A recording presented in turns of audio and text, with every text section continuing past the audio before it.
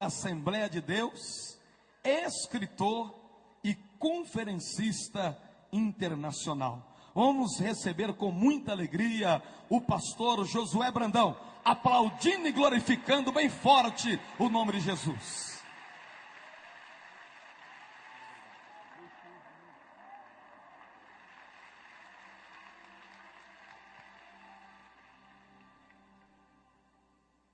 Louvado seja para sempre o nome bendito e santo de Jesus, porque dele e por ele e para ele são todas as coisas. Glória, pois, a ele eternamente. Queridos, eu quero saudá-los com a graça e a paz do Senhor. Podem assentar-se, muito obrigado. Quero saudar fraternal e carinhosa, bem como calorosamente, pastor Jerônimo Onofre, presidente deste seminário, os pastores aqui presentes, das mais diversas regiões deste abençoado país. Quero saudar nesta noite, nesta manhã, os irmãos que estão nos telões, aí ao redor, nos 6 auditórios anexos, participando destas manhãs, tardes e noites de ministração da palavra de Deus. Quero nesta manhã apresentar o meu respeito aos mais diversos homens de Deus que já estiveram ministrando aqui ao longo deste seminário, desta conferência que começou no sábado. Foram muitos, e a cada um Deus usou segundo a sua misericórdia, segundo a disposição de cada coração. Deus continue abençoando pastor Jorge Linhares, pastor Silmar, pastor Marco Feliciano, pastor Abílio Santana, pastor Jerônimo, os outros pastores que ministraram, pastor Nelson Rocha, nosso amigo e companheiro, todos os pastores que ministraram aqui nesse seminário. Mão de Deus continue estendida sobre cada um. Eu gostaria que os irmãos me permitissem apresentar uma pessoa que é muito especial, mesmo porque Deus confiou a esta pessoa a responsabilidade de me educar, de formar meu caráter e de me ensinar nos caminhos de Cristo. É o meu pai, pastor Gervásio, que está aqui. Eu agradeço a Deus pela sua vida. Vem, nos abençoe. Vem da Bahia, onde nós moramos e servimos ao Senhor, sim. Eu estou vindo de Macapá e São Luís este final de semana para compartilhar com os irmãos da palavra de Deus. Eu quero, antes de fazer a leitura bíblica, expressar os meus sinceros agradecimentos ao pastor Jerônimo e à sua equipe pelo privilégio que nos deram de convidar-nos para participar desse seminário e cooperar aqui, colaborar com o reino de Deus e engrandecer o nome de Jesus, porque somente Ele é digno. Deus abençoe. Quero também pedir oração por nós, pela minha casa, pela minha esposa, pelo nosso filho, para que Deus continue nos guardando, nos abençoando, nos dirigindo, segundo a sua misericórdia.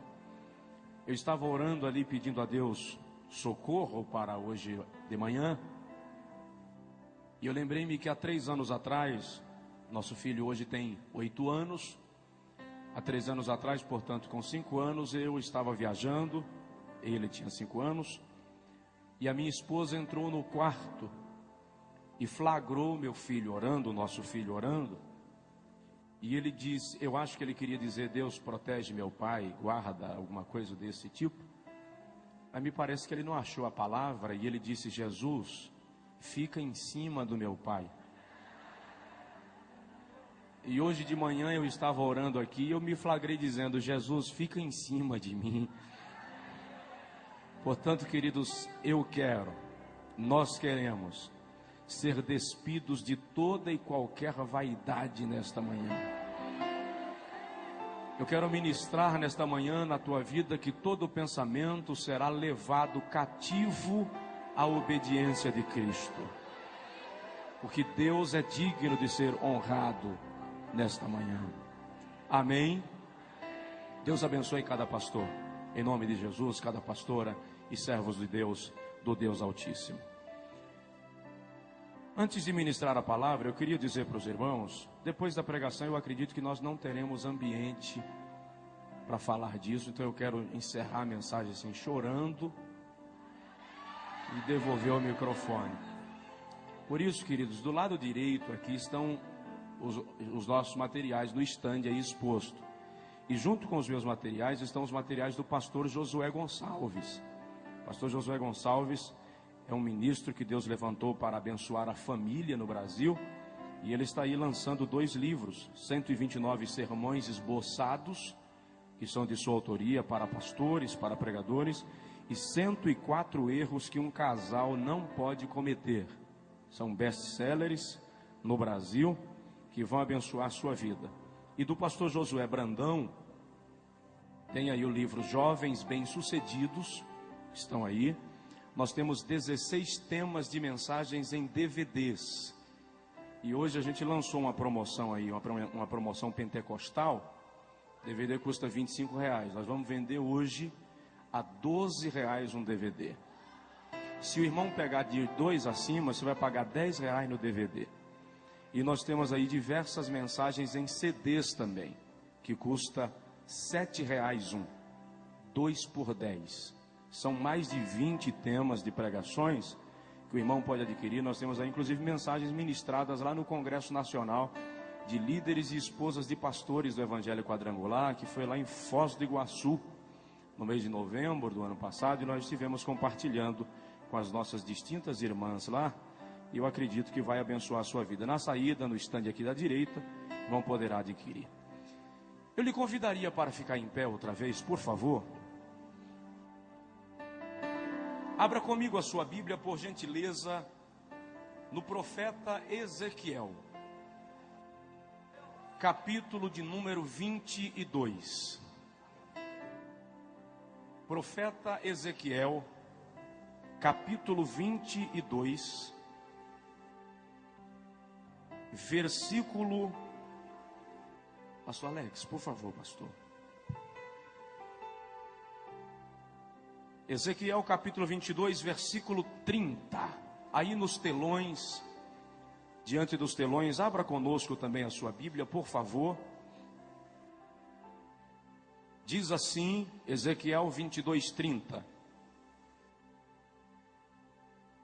E busquei entre eles um homem que tapasse o muro e se colocasse na brecha perante mim, por esta terra, para que eu não a destruísse, mas a ninguém achei. E busquei dentre eles um homem que tapasse o muro e se colocasse na brecha perante mim, por esta terra, para que eu não a destruísse, mas a ninguém achei. O tema deste congresso diz: produzindo por 1000 homens. Diz aí para o irmão do seu lado: você vai sair daqui para multiplicar. Levante a sua mão comigo assim, por favor, e diga comigo: Senhor Deus, eu quero que a tua palavra seja profecia para a minha vida, e eu te darei a honra e a glória para sempre. Amém. Antes de sentar, dá uma cotoveladinha no vizinho e diz para ele: dar glória a Deus aqui é de graça.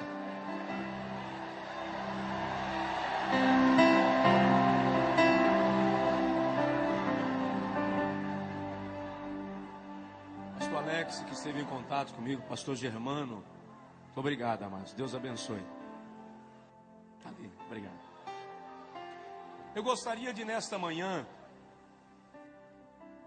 refletir com os irmãos sobre o homem que Deus procura.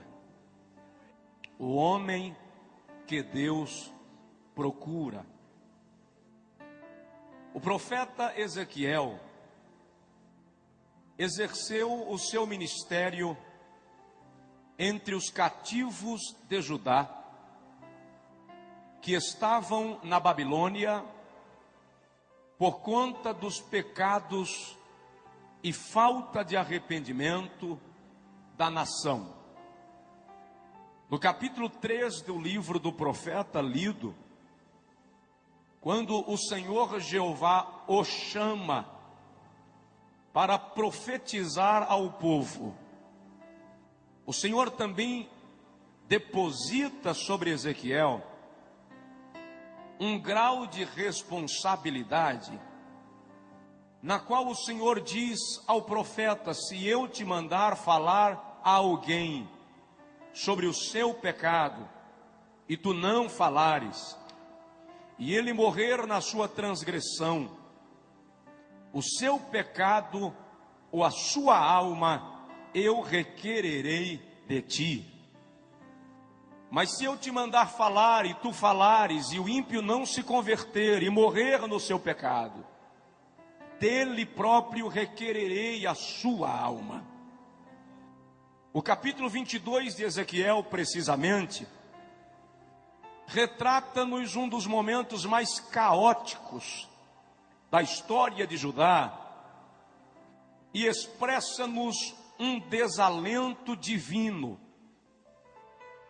Quando Deus faz uma observação em todo o contexto judaico, em busca de alguém que pudesse representá-lo diante do povo, e que pudesse representar o povo diante dele. E o Senhor observa que toda a nação havia se corrompido. Filhos não obedeciam aos seus pais. Genros, noras, sogros e sogras já não tinham parâmetros morais. A nação estava completamente submersa na idolatria. As três principais classes de pessoas em Israel eram os reis, profetas e sacerdotes. E o Senhor foi à corte em busca de um rei, de um príncipe, de algum descendente da linhagem real, que pudesse representar o povo.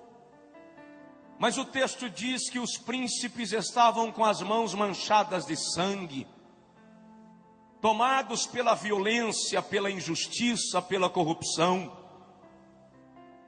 Então Deus deixa a corte e vai ao templo, em busca dos sacerdotes. Os sacerdotes eram representantes de Deus, ou representantes do povo diante de Deus.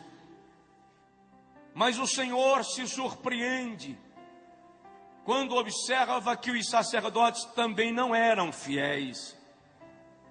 Eles ofereciam manjares detestáveis no altar de Deus. O seu sacrifício era rejeitado por Deus. Como os sacerdotes não estavam em condição de representar o povo na brecha, o Senhor então vai às montanhas em busca dos profetas. Enquanto os sacerdotes eram representantes do povo diante de Deus, os profetas eram representantes de Deus diante do povo.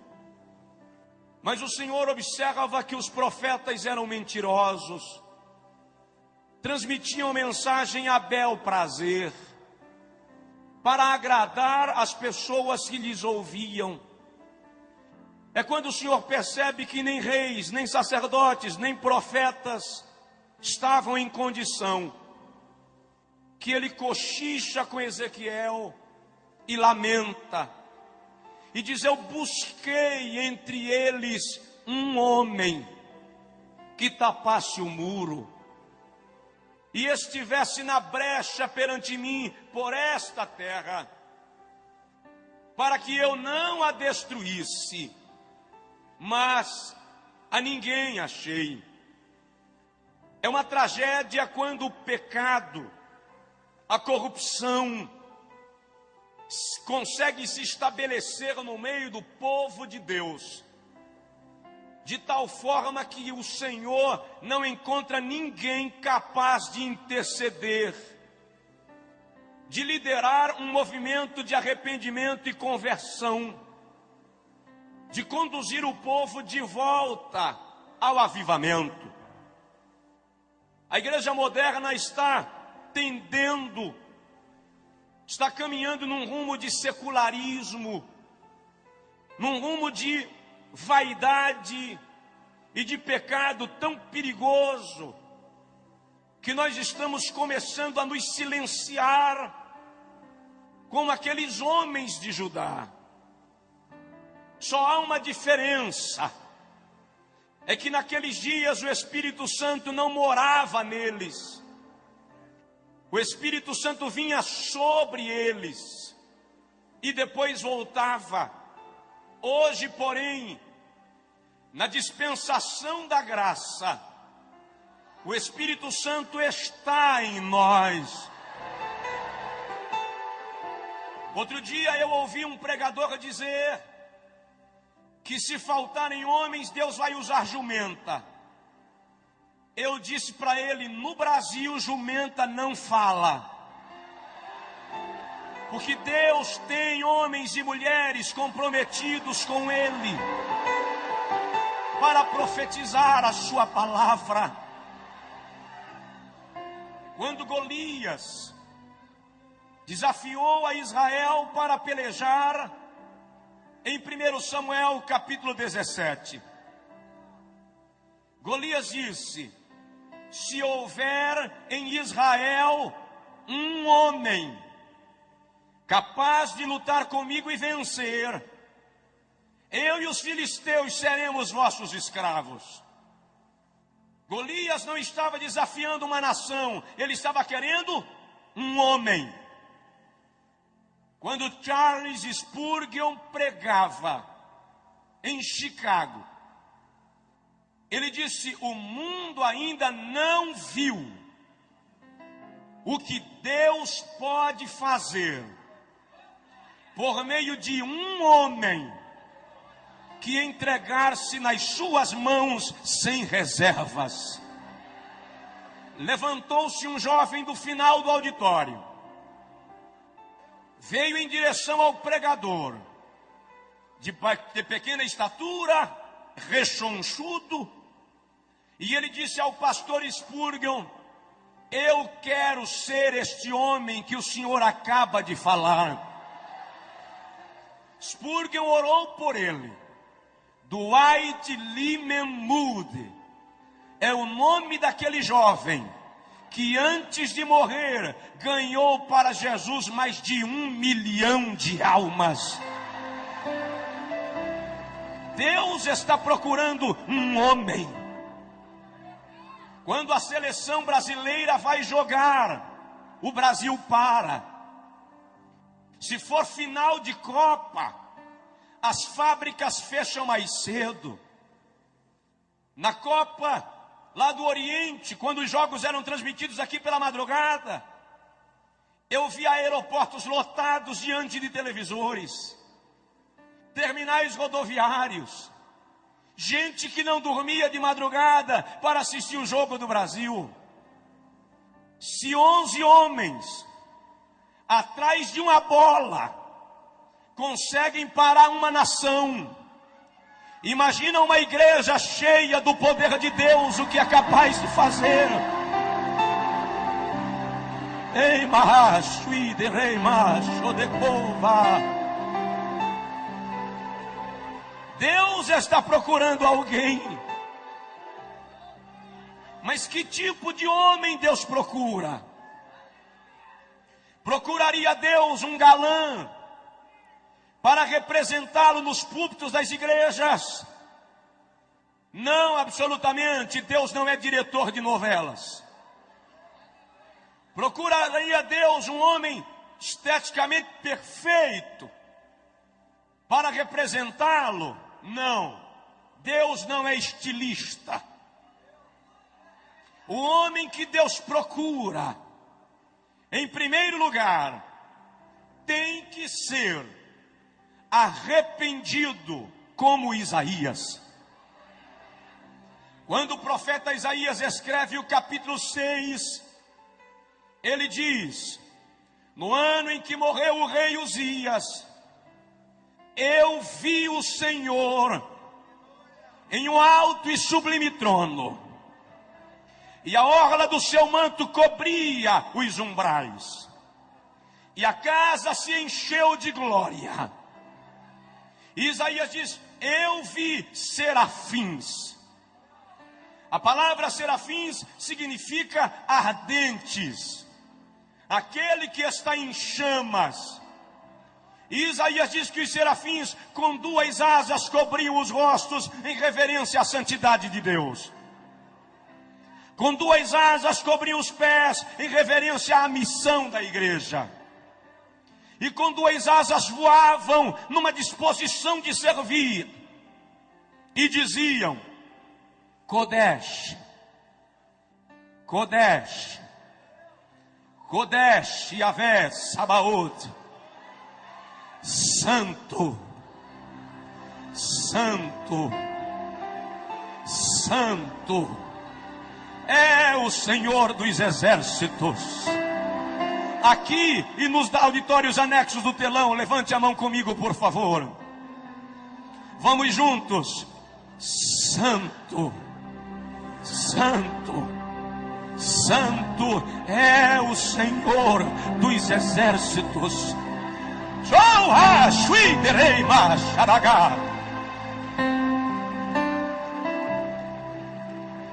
Quando Isaías viu aquilo, ele caiu e disse: ai de mim, que vou perecendo, porque eu sou um homem de lábios impuros, e habito no meio de um povo de impuros lábios, e os meus olhos viram o Rei, o Senhor dos exércitos.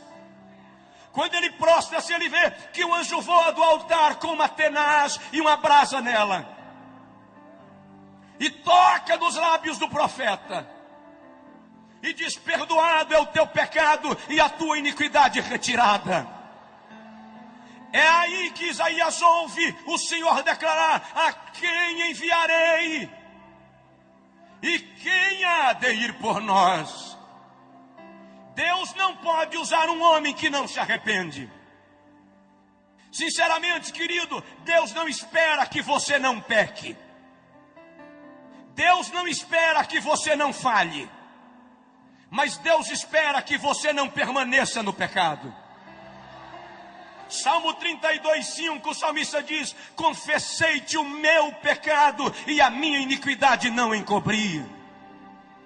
Salmos 66, 18 e 19, ele diz assim: se eu tivesse guardado o pecado no meu coração, o Senhor não teria me ouvido, mas graças a Deus que o Senhor atendeu a voz da minha oração. Nós estamos vivendo dias distintos de Deus, que o Espírito Santo vai gerar na igreja uma sede de pureza, de santidade, que vai fazer com que o pecado comece a sair de entre nós. Ninguém se engane, a figueira vai balançar, o dono da casa vai varrer a casa, e vai achar a dracma perdida, e vai nos comprometer mais com ele. A Bíblia diz que há dois advogados que trabalham 24 horas em torno do nosso nome. Está escrito em Apocalipse capítulo 12, versículo 9, que Satanás, de dia e de noite, nos acusa diante de Deus. Mas está escrito na primeira epístola de João, capítulo 2, versículo 1, que se pecarmos, Temos um advogado perante o Pai, Jesus Cristo, o justo. E eu entendo, é possível que hajam advogados aqui. Eu entendo que quando Satanás chega lá em cima e diz: meritíssimo juiz, o Josué falhou. Olha, aquele homem lá que pastoreia, aquela pastora, aquele jovem, ele infringiu tua lei. É réu de juízo. Quando o juiz pega a sentença e olha, o nosso advogado de defesa bate a mesa e diz: protesto meritíssimo. Eis nas minhas mãos marcas dos cravos e do lado marca da lança, por onde derramei sangue para purificar este homem, essa mulher.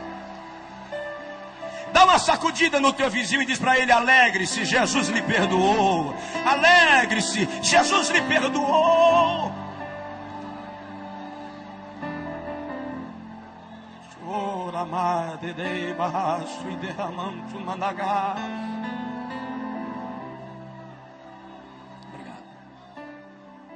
Segundo lugar, Deus está procurando um homem quebrantado como Jeremias.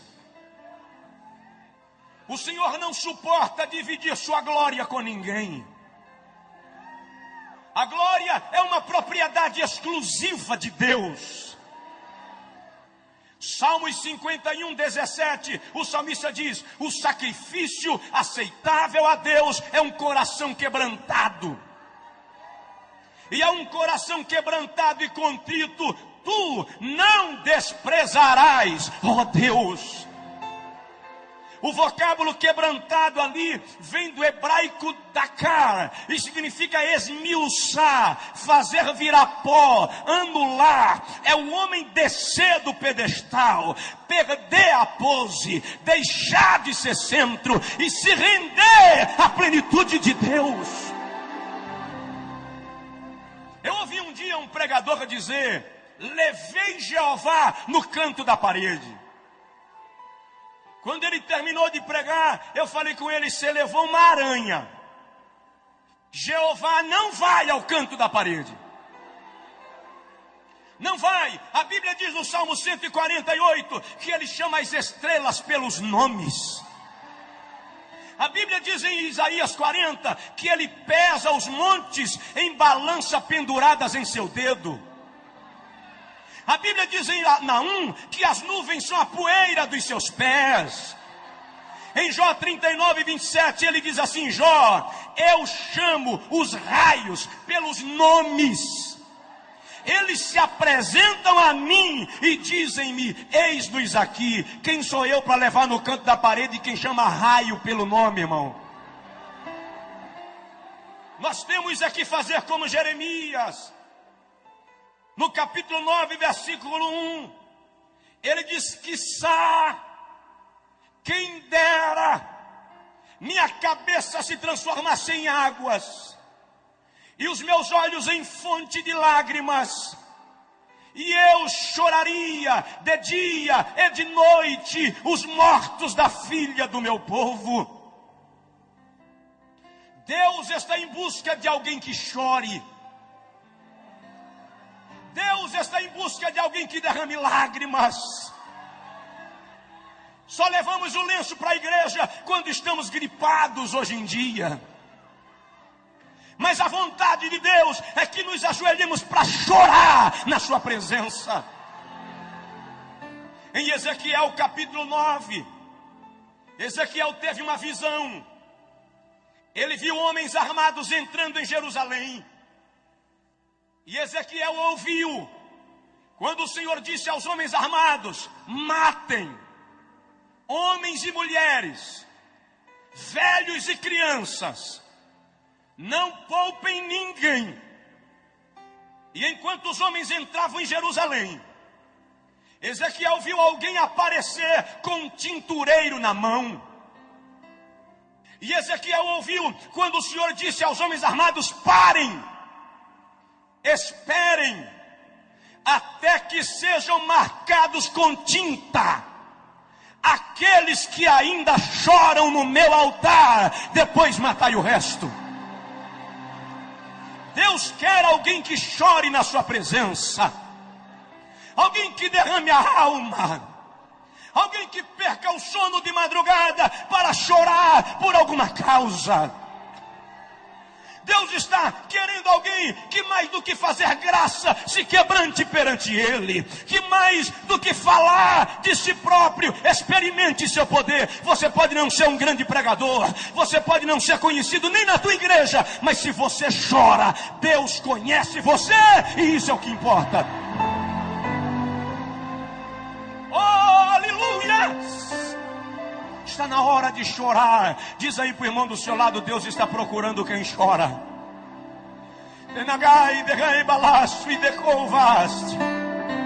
Romanos 12:15, a Bíblia diz: chorai com os que choram.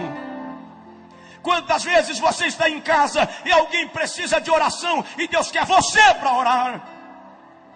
Minha esposa estava grávida, 8 meses de gestação. Na madrugada de 23 de agosto, ela acordou sentindo dores de parto. Eu levei-a ao hospital da pequena cidade onde morávamos na época, em 96. Quando eu cheguei lá, a chefe de enfermagem disse: pastor, tira ela daqui, leva para outra cidade vizinha, Jacobina, porque aqui não resolve. Quando eu cheguei lá, a médica que havia acompanhado o período pré-natal me disse: tem que interná-la agora. Enquanto eu preenchia a ficha de internamento, a bolsa do líquido amniótico rompeu. A hemorragia começou. Em menos de 30 minutos a médica me disse: eu preciso fazer um parto cesáreo para salvar a mãe, porque a criança já morreu. Não tem mais chance. Eu fiquei atônito. E ela disse para mim: você demorou a responder, já pensou na possibilidade de ficar viúvo? Eu disse para ela: com 22 anos, não. Fui para o carro que eu estava, ajoelhei no lastro e comecei a chorar. Enquanto eu chorava, eu disse a Deus: é a esposa e o filho, eu não aguento. De repente eu parei e disse para mim mesmo: eu não posso chorar agora, eu tenho que resolver. E eu voltei e disse à médica: faz o parto, mas faça o possível. É a esposa e o filho, é o fígado e o coração. Eu não tenho 2 de cada, só tenho um. 11h30, minha esposa entrou no centro cirúrgico e eu não podia orar. Eu media os corredores da clínica, mas a 200 quilômetros, Deus levantou uma irmã que preparava o almoço e disse para ela: Deusa, deixa o almoço queimar e vai orar por Josué, porque grande é a luta. Eu disse para ela, depois que ela desobedeceu, Deus mandou ela deixar o almoço queimar, e ela desligou o fogo. Mas ela foi orar, e enquanto ela clamava, orava, o Senhor disse: clama, porque grande é a angústia.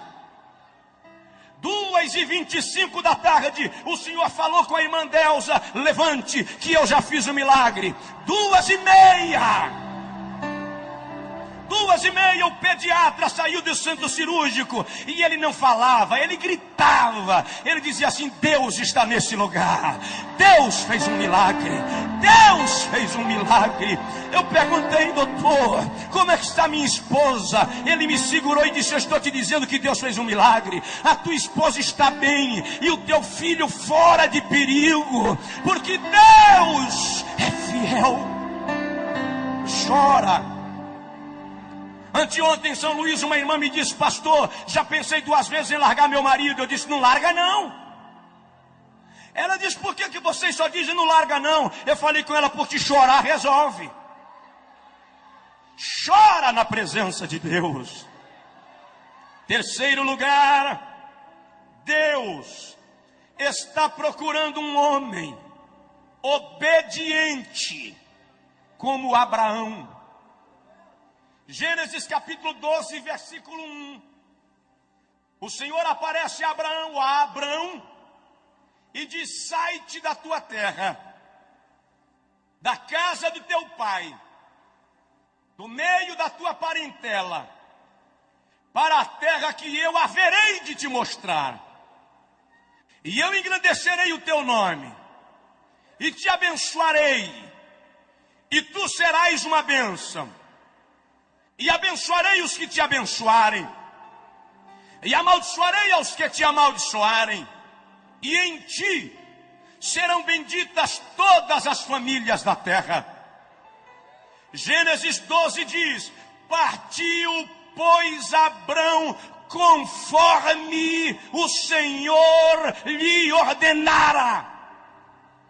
Quer saber de uma coisa? O grande problema da religiosidade é que ela está formando crentes de sacrifícios e não crentes de obediência. Por qualquer problema, eu quero pagar o preço. Eu faço uma corrente de 7 semanas. Eu faço 7 vigílias. Por qualquer coisa, eu faço uma campanha de jejum. Não pelo prazer, pelo sacrifício. E depois tem irmão que diz assim: eu recebi porque paguei o preço. Se fosse para eu pagar o preço, o Calvário não existiria. Quem pagou o preço foi Jesus. Tu recebes pela graça. Eu não estou dizendo para você não jejuar, não. Jejue. Faça campanhas de oração, faça corrente, não tem problema. Mas não faça pelo sacrifício, faça pelo prazer de estar na presença de Deus. Faça pelo prazer de se comungar com Deus. O outro problema hoje é que muita gente que quer obedecer a Deus está querendo garantias palpáveis, está querendo saber qual vai ser o retorno. E nesta noite eu quero lhe dizer, desta manhã, que Deus não dá garantias palpáveis a ninguém. Obedecer a Deus é questão de fé. Se você crê nele, ele cuida de você. Dá uma olhadinha no teu vizinho e diz para ele: obedeça. Irmão, se Deus lhe mandar sentar, nem olhe se tem cadeira, sente. Se Deus lhe mandar ir, vá, porque ele vai contigo. Homens obedientes como Abraão. Em quarto lugar, Deus está procurando homens, além de arrependidos como Isaías, quebrantados como Jeremias, obedientes como Abraão. Ele está procurando homens restaurados como Pedro. Não funciona, querido, maquiar a vida espiritual e se apresentar como se fosse teatro. A vida cristã não pode ser movida de atrizismo, de representação, de hipocrisia.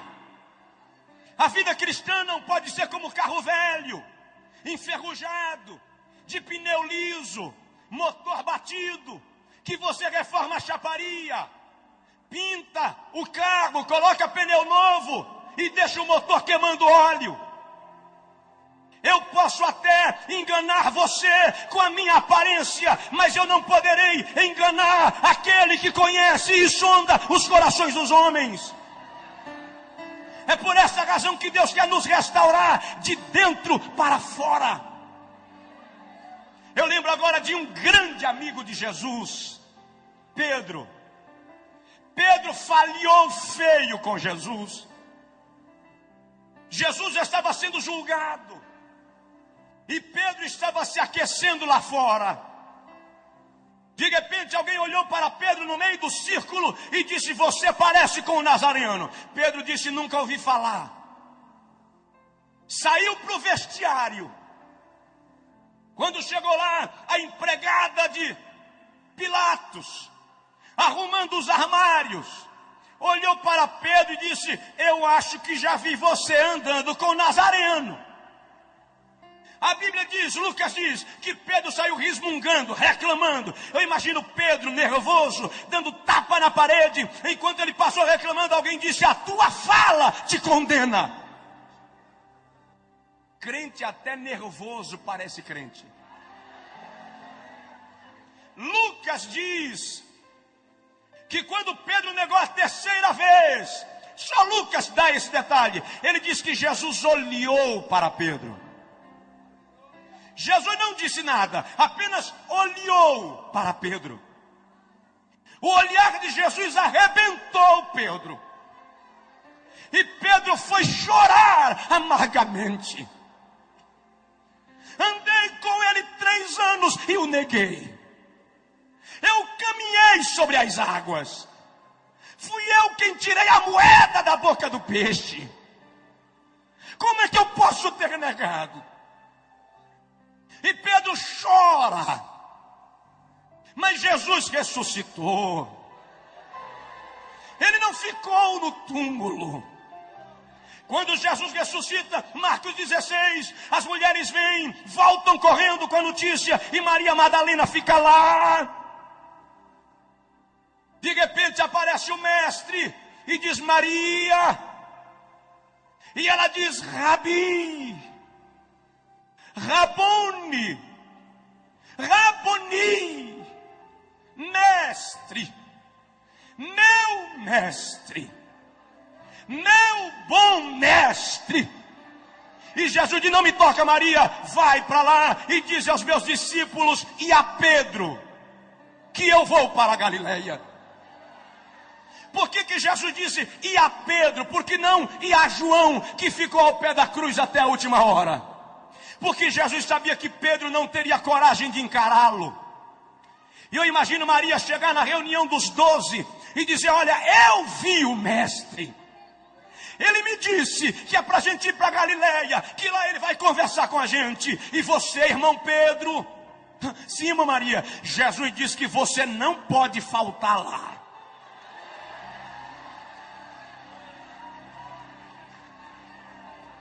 Em João capítulo 21, quando Jesus chega à beira do mar da Galileia, Pedro e João estavam pescando. Alguém gritou da praia, Pedro, João, é o mestre. João pulou dentro da água e veio em direção ao mestre. Pedro pulou dentro da água e se escondeu atrás do barco. Ele não tinha coragem de ver Jesus. Mas Jesus ficou lá fora comendo peixe com mel e esperando Pedro voltar. Quando começou a esfriar e Pedro não aguentou mais ficar lá, ele gritou, João, joga minha capa. Diz aí pro teu vizinho, Deus espera você. Ei, rachou, leanda lagar. Tem gente que veio para esse congresso arrebentado por dentro, fragmentado. Deus estava esperando você aqui. Pedro saiu meio sem graça, não se envolveu com o grupo, ficou meio de fora, todo mundo comia peixe. De repente Pedro se sente à vontade, vai lá, tira um pedacinho do peixe. Quando ele vai pegando, Jesus diz, Pedro, João 21:15. Pedro disse, sim, mestre, você me ama? Pedro para e diz, Senhor, eu gosto de ti. Na versão portuguesa está eu te amo, mas o amor fileó é gostar. Jesus diz, tá, Pedro, come o peixe. Pedro come, se sente já meio à vontade, vai pegar de novo um pedacinho de peixe. Quando vai pegando, o mestre diz, Pedro, sim senhor, você me ama, Pedro? Senhor, eu gosto muito de ti. Agapaó. Come, Pedro. E Pedro vai comendo e vai se envolvendo. Quando ele vai de novo, o mestre diz, Pedro, sim, Senhor, você me ama? A Bíblia diz que Pedro entristeceu-se. Mas aquela tristeza é porque Jesus atingiu a ferida de Pedro. Jesus chegou no problema de Pedro. Ele tirou o cascão. chegou para o mestre e disse: Senhor, tu sabes que eu te amo. Jesus estava restaurando Pedro. Jesus estava refazendo a vida de Pedro. Depois é Pedro que aparece em Atos 3,19, num dos versículos mais belos das pregações de Pedro, quando ele diz: convertei-vos e virá os tempos do refrigério. Tempo de refrigério no original grego é tempo de restauração. Deus não lhe chamou para viver despedaçado e no prejuízo da fé. Ele quer restaurar a tua vida. Deus quer restaurar as tuas emoções, curar a tua alma. Esposa, tu que viestes ferida e Satanás te convenceu que os homens são todos iguais, ninguém presta. Eu vim te dizer nesta manhã que o Espírito de Deus quer curar o teu coração. Ele quer te fazer voltar para casa abençoada. Levante a sua mão assim comigo, por favor, aqui nos telões, e diga comigo: Senhor Jesus, eu quero ser um instrumento de restauração.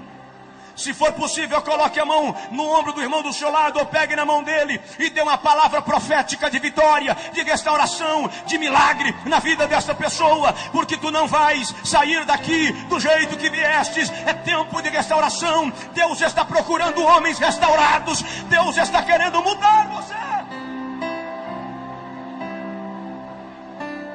Oh, rai de coi de racho e de ramandagare bagai, andui de remacha da galabagás.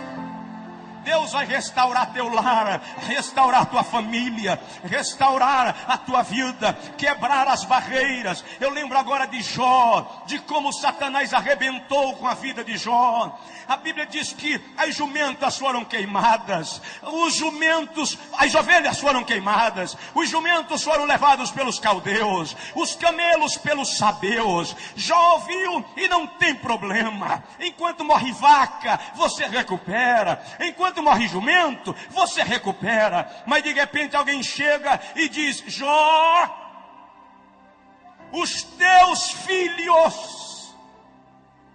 Jó pergunta: o que tem os meus filhos? Satanás mexeu na vida de Jó onde não podia mexer, nos filhos. Olha, Jó, eles estavam na casa do irmão mais velho. Veio um redemoinho com um terremoto e derrubou a casa. Os teus filhos morreram. Até ali Jó aguentou. Mas quando disseram: teus filhos morreram, não deu mais. Coração de pai e mãe não aguenta isso, irmãos. O texto da língua portuguesa diz que Jó prostrou-se a adorar, e adorou. Mas não é só isso. O texto original é o seguinte: quando disseram teus filhos morreram, Jó caiu. Não é que ele prostrou-se para adorar, não. É que as pernas não se firmaram, não deu para ficar em pé. Ele desmaia. Quando Jó desmaia e alguém tenta reanimá-lo, Jó abre os olhos e diz: o Senhor me deu, o Senhor me tomou, louvado seja o nome do Senhor.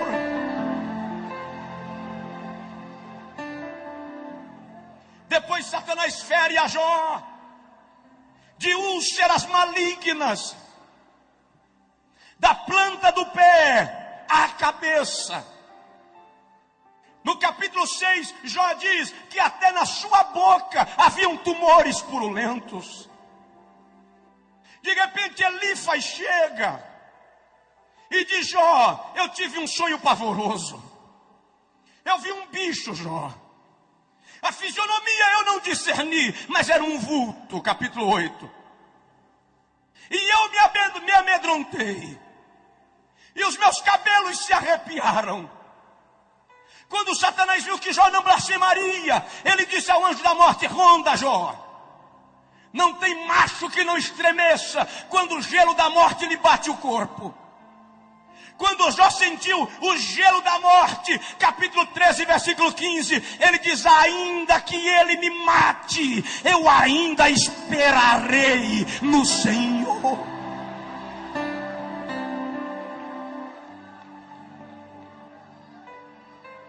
Os amigos de Jó chegaram e disseram: Jó, você pecou. Você deve ter feito algo grave para estar nessa situação. E eles começam a discorrer sabedoria. E o livro de Jó é um dos mais ricos em sabedoria e em ciência. Enquanto eles falam, Jó olha para eles e diz: vocês são inteligentes. Vocês sabem de muitas coisas. Mas eu sei de uma que vocês não sabem. Jó, nessa situação, você consegue saber de quê?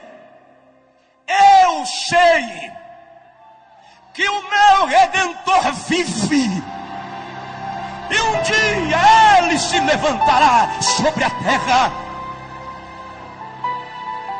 Dá uma sacudida no teu vizinho e diz: o Redentor se levantou para você. O Redentor se levantou para você. O Redentor se levantou para você. Eu já vou terminar. Oh, abagamandama, chuiteplas.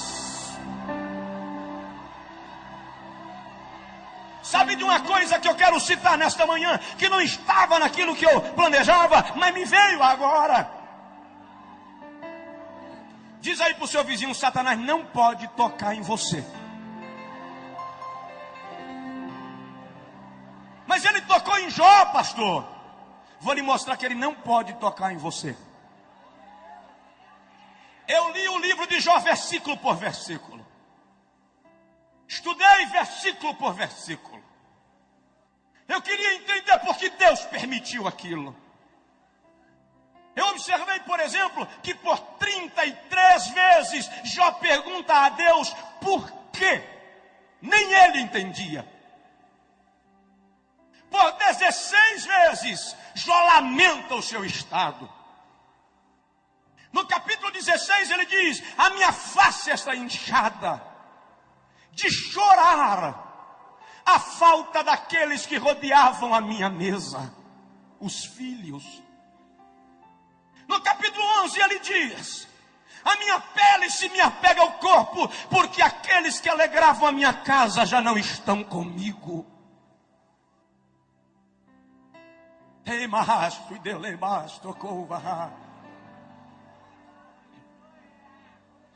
Mas no livro de Jó só tem uma reclamação.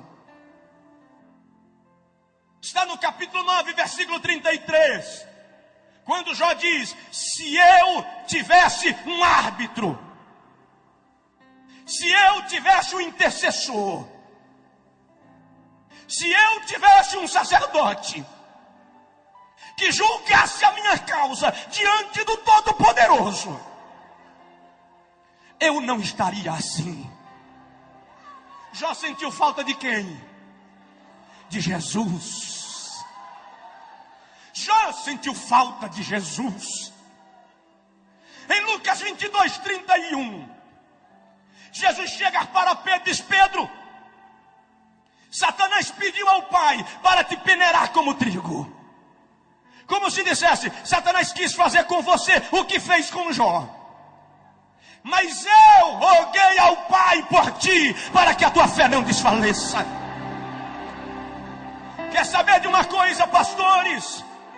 Quando Satanás chega lá em cima e diz: Jeová, eu quero dar uma sacudida no pastor Jerônimo, eu quero dar uma balançada no Josué, eu quero pegar aquela pastora e passar rasteira nela, Jesus atravessa na frente e diz: Pai,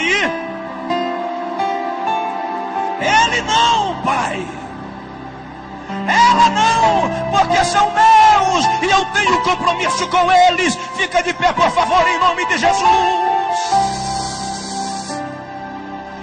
Lei, Pai, derramai, decova, xaragalabagove, caçute, blast. Dá um abraço encoste no teu vizinho, se possível, um aperto de mão, e diz para ele: Satanás não vai tocar em você. Satanás não vai tocar em você. Satanás não vai tocar em você. Oh, rei, nos telões, nos auditórios anexos, é tempo de restauração, é tempo de vitória.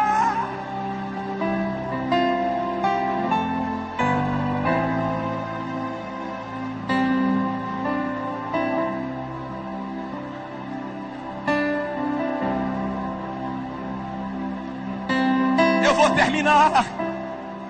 Deus procura um homem adorador como Davi. Diz aí para o teu vizinho: a tua vida tem que ser uma adoração. Deus está procurando alguém que o adore.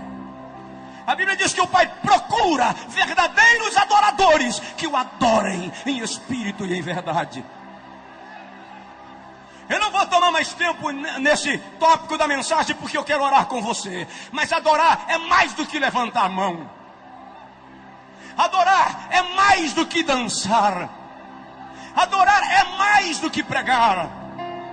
Adorar é proskeneu, submeter-se, prostrar-se e homenagear. A minha vida tem que ser uma homenagem a Deus. O meu dia a dia tem que ser uma homenagem a Deus.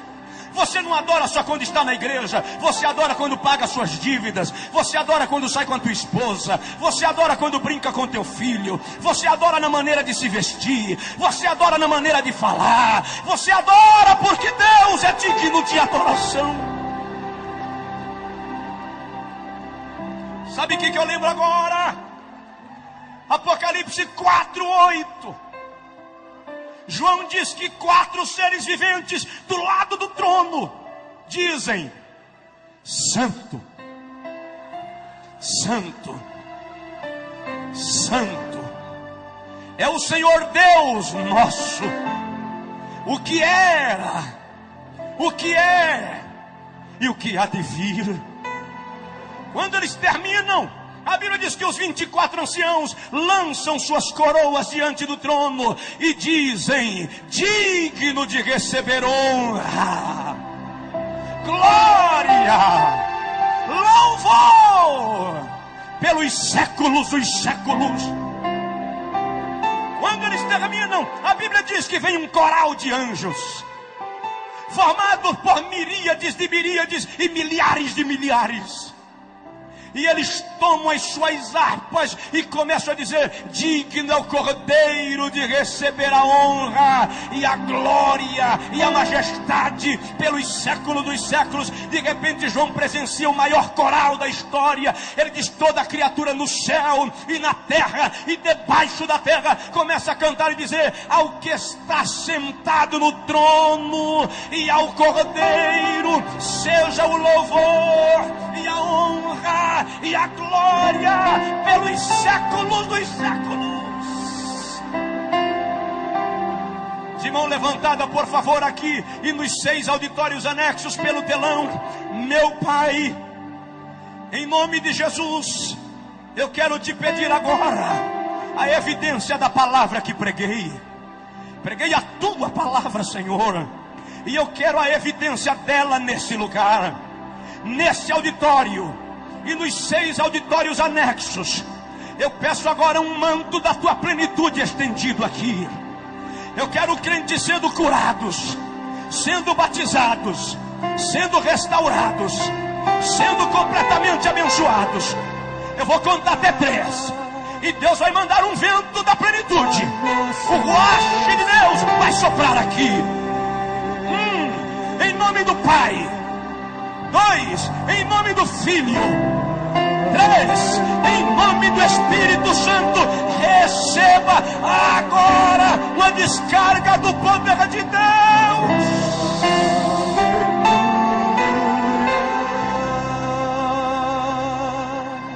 Pai nosso Deus. Era bagai, de quem o te faça da garabaga. Deus está procurando um homem. Deus está procurando você. Ele te encontrou hoje de manhã. Receba a graça. Louve, adore, adore, adore, adore, adore, adore, adore. Adore. Adore, adore, adore. Adore, apenas adore. Apenas adore, apenas adore. Tem gente que não está aguentando o poder de Deus, está ajoelhando, está caindo, está se prostrando. Lá nos auditórios anexos, pelo telão, receba a plenitude do Espírito de Deus na sua vida. Receba o Espírito de Deus enchendo sua vida.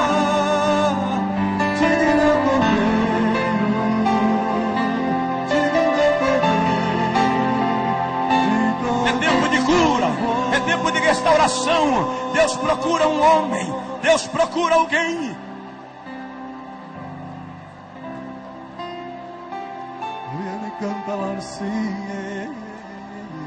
Quem pode, cante, toda a igreja. Aleluia. Todo auditório aqui e nos anexos, comece a exaltar. O Pai procura verdadeiros adoradores.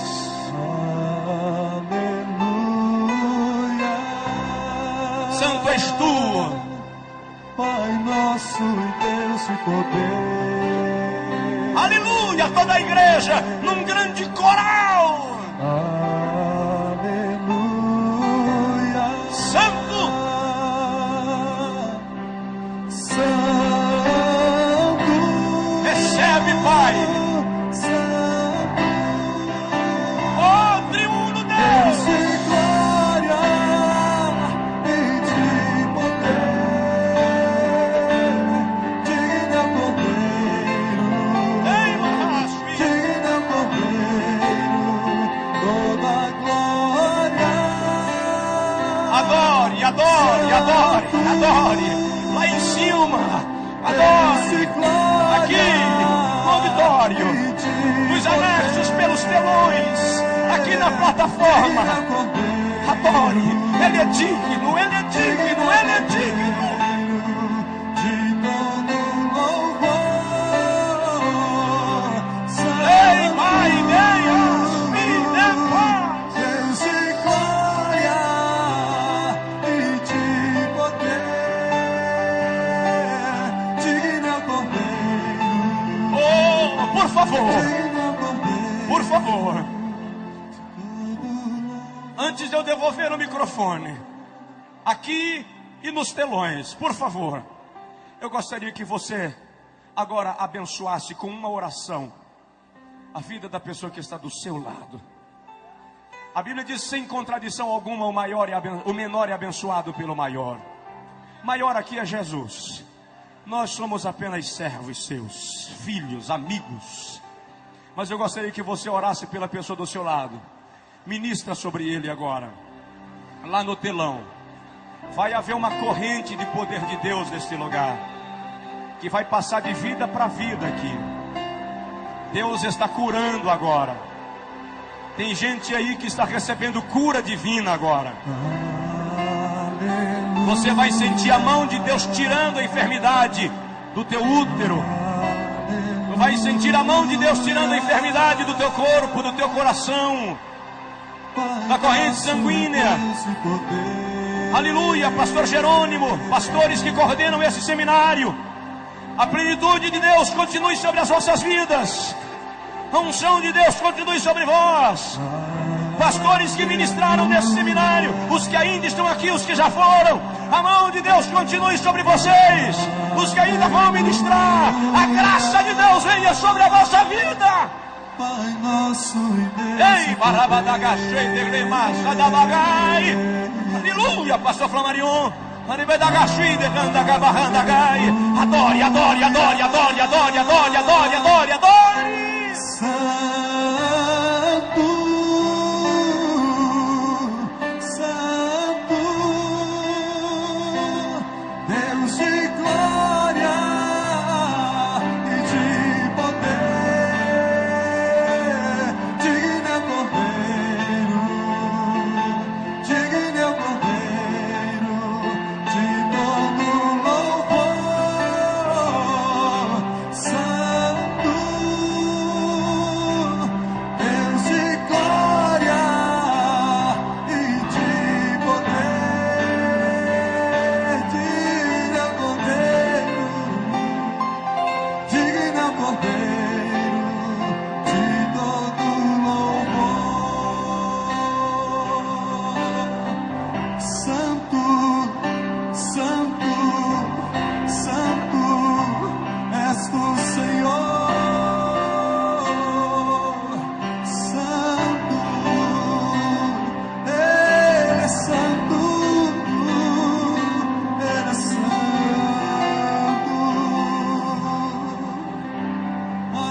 nosso.